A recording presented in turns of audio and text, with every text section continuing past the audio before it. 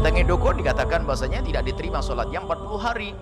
Jika mempercayainya termasuk bagian daripada kekufuran.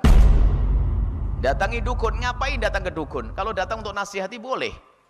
Dukun itu apa sih? Dukun itu bukan harus orang pakai udeng, bukan. Macam-macam model dukun. Pokoknya dukun dengan ciri 3. Sok tahu yang gaib. Sok tahu yang gaib dengan 3 model. 1, mencuri ilmu dari ilmu jin.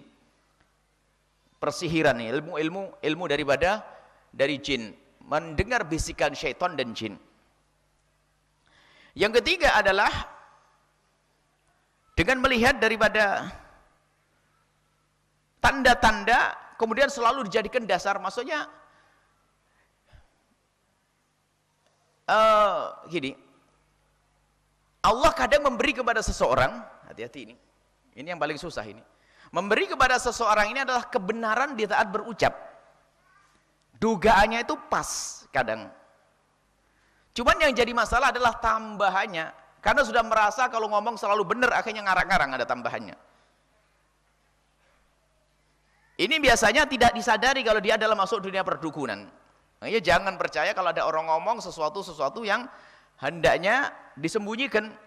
Tentang kematian, mati besok, ini kamu ada ininya. Wah, ada macam-macam. Sekarang ada jinnya 20. Ya, ini mana dunia perdukunan. Jadi seolah-olah tahu yang gaib, dukun. Jadi dunia perdukunan ini mengerikan. Kalau ada orang diberi oleh Allah pengetahuan bab karamah, maksudnya mengetahui sekarang kejadian di Surabaya begini, itu hanya sesaat-sesaat. Bukan selalu tahu, aku bisa neropong di sana. Wah, pakai teropong-teropong, ya itu dunia perdukunan, pakai teropong-teropong. Ada orang datang ke sini menganggap saya dukun kayaknya. Buya tolong diterawang saya. Wah, ini saya nganggap dukun saya. Gimana saya bisa nerawang? Saya bukan dukun ini. Suruh nerawang ini. Terawang saya. Saya minta diterawang. Jadi selama ini Anda tidak mendengar kalau saya ini ustadz saja. Ustadz pun saya masih niru kayaknya ustadz, belum beneran. Sekarang sudah dianggap jadi dukun. Kan repot, suruh nerawang. Suruh nerawang suaminya juga. Sudah ini penyakit pakai terawang-terawangan itu ya. Suruh melihat yang gaib. Saya tidak tahu yang gaib. Ada para kekasih Allah nanti diberitahu oleh Allah, itu pun sangat terbatas, namanya babul karomah. Tapi kalau menjadikan obrolannya obrolan selalu sesuatu yang seharusnya tidak boleh disampaikan, kayak itu ngomong soal tahu ini adalah sudah masuk bab banyak dustanya, dan itulah masuk dunia perdukunan.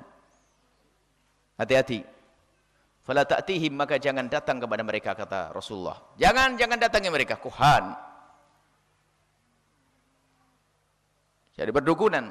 Biarpun sampai diisyaratkan, termasuk Imam Ibnu Hajar Al-Haytami sangat keras dalam hari ini. Kadang-kadang modelnya model pakai agama. Jadi ustadz setengah dukun juga ada. Atau maksudnya dukun nyamar jadi ustadz, paling enak begitu saja.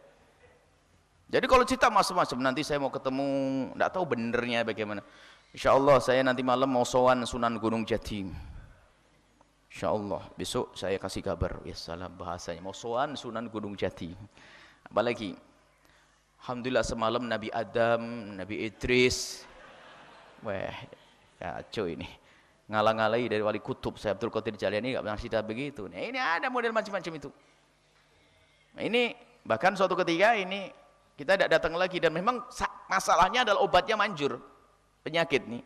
Suatu ketika ada orang jago ngobati dia, memang yang daftar ngantri. Yang daftar ngantri, dan kemudian salah satu, ada waktu itu ada kena penyakit, ada penyakit kulit, dan penyakit apa, kita ngantarkan beberapa orang, dan sembuh memang di tempat tersebut.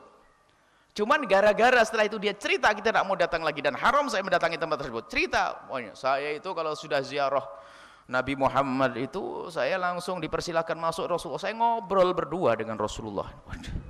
Wah, kacau ini. Saya dengar dengan kuping saya ini, wah ini tidak boleh lagi datang ke sini. Tak pikir dia baik mulai kemarin, tak tahu nyomongnya sudah bual kayak begitu. Terus omongannya sudah yang gaib sudah saya tahu. Coba dia tidak bohong saja, tidak ngomong yang aneh-aneh, kan obatnya mujarab sudah kan. Allah. Ini adalah problem dunia perdukunan, tapi gayanya ustadz ini kan repot lagi. Maka Anda jangan dekat dengan orang-orang yang sok-sok sudah berbicara begitu. Maksudnya biar dianggap dia punya kasyaf dan sebagainya. Kasyafnya para kekasih Allah itu tidak selamanya Dan kasyaf bagi kekasih Allah itu berat. Misalnya dibukakan seorang waliullah, dikasih tahu bahwa dia melakukan kemaksiatan, dia nangis karena apa? Pengennya tidak melihat aibnya orang. Misalnya ada seorang waliullah melihat si fulan berzina, si fulan ini, itu nangis mereka. Saya tidak pengen lihat aibnya orang, tapi dibuka oleh Allah untuk sebuah pesan, untuk menyampaikan pesan, atau untuk sebuah hajat. Tapi mereka sebenarnya menjerit, saya tidak ingin seperti ini. Lalu sekarang ngaku walinya ngaku, setiap hari ngaku kasyaf. Melihat ini itu tuh, oh, cerita ini setiap pagi cerita sama ini, hari ini kejadian di sini ini, padahal baru lihat internet ya, kayak kasyaf beneran, pendusta semua. Nah, hati-hati. Baik, dunia perdukunan ini luar biasa. Sebab pada dasarnya kita tuh beriman kepada yang gaib, maka di situ ada orang yang main-main di balik yang gaib, yaitu dukun. Maka Nabi mengatakan, fala ta'tihim, jangan kau datangi mereka. Qultu wa minna rijalun yatatayyarun. Di antara kami ada orang-orang yang tatayyur. Tatayyur itu ada yang mempercayai dengan burung. Ada saneh sama jareh ya. Ada burung nama burung ya, burung apa gitu. Jadi pokoknya istilahnya urusan dengan burung atau binatang. Dia mau pergi. Kalau lihat burung pergi ke sana, batal. Wah ini. Jadi ini maknanya luas, bukan saja urus tatayyur dan burung ini. Ada misalnya yaitu kalau di negeri kita ini ada burung gagak. Oh, burung gagak di rumah kita. Waduh, ada yang mati. Tatayyur, mempercayai tentang burung-burung. Kalau Nabi mengatakan apa? Dzaka syai'un yajidunahu fi sudurihim. Itu sebetulnya hanya unek-unek di hati mereka. Artinya melihat burung pergi ke barat, ke kanan. Kalau misalnya ada burung namanya saneh ya, apa istilah di Arab yang Nabi sebutkan itu. Jadi kalau ada burung itu biasanya burung ke arah kanan sana, maka kita pergi. Kalau burungnya ke arah kiri, batal pergi. Kayak ada ular di tengah jalan, ada orang di tengah jalan lihat ular nyebrang, itu balik. Ajib, kalah sama ular. Balik. Kenapa? Ada ular lewat, wah celaka ini. Oh, dia suudzon kepada Allah, prasangka buruk kepada Allah, maka jadilah celaka nanti. Burung biarkan burung. Burung mencari makan kok dia. Bukan karena ngurusi nasib kita. Yang ngurus nasib kita adalah Allah. Ini macam-macam keyakinan-keyakinan yang semacam ini. Dan tatayyur ini nanti lawannya adalah tafaul, prasangka baik kepada Allah Subhanahu wa taala. Kemudian tasya'um, tatayyur ini juga ada hubungannya dengan tasya'um. Tatayyur itu ada menghubungkan dengan burung-burung, binatang-binatang ini untuk menentukan pilihan dan nasibnya. Ada tasya'um, jadi menjadi prasangka buruk. Ada ini prasangka buruk. Di rumah gelasnya pecah, prasangka buruk. Waduh, ada apa ya?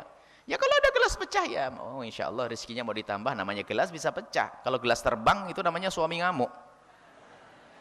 Suami yang nggak santri, gelas ya pecah lah namanya gelas kok. Cuman kadang-kadang ditafsiri yang aneh-aneh. Nasi busuk, waduh Pak, nasinya busuk, anak kita yang lagi kuliah mungkin demam bener tuh. Prasangka buruk, nggak ada. Hendaknya kita prasangka baik kepada Allah Subhanahu wa taala. Fala yasuddannahum. Maka kalau kamu menemukan yang demikian, unek-unek di dalam hati prasangka, jadi mau pergi, tatanya burungnya pergi ke arah timur, wah ini nggak boleh menurut dukun, maka jangan sampai unek-unek itu menghalangimu untuk berjalan, terus pergi, jangan pikirin itu, jangan sampai menghalangi pergi, sudah lawan itu. Loh, tapi kecelakaan bener, wow tidak ada hubungannya dengan burung, kecelakaan maksudnya mau celaka ini, ada orang nggak lihat burung pun juga ada kecelakaan kok, malam-malam kecelakaannya mana ada burung. Nggak ada burung, jadi nggak ada urusan dengan burung. Cuman orang itu kadang-kadang begitu, dunia iblis itu menjadikan orang tersesat, pas kebetulan melanggar burung, kecelakaan.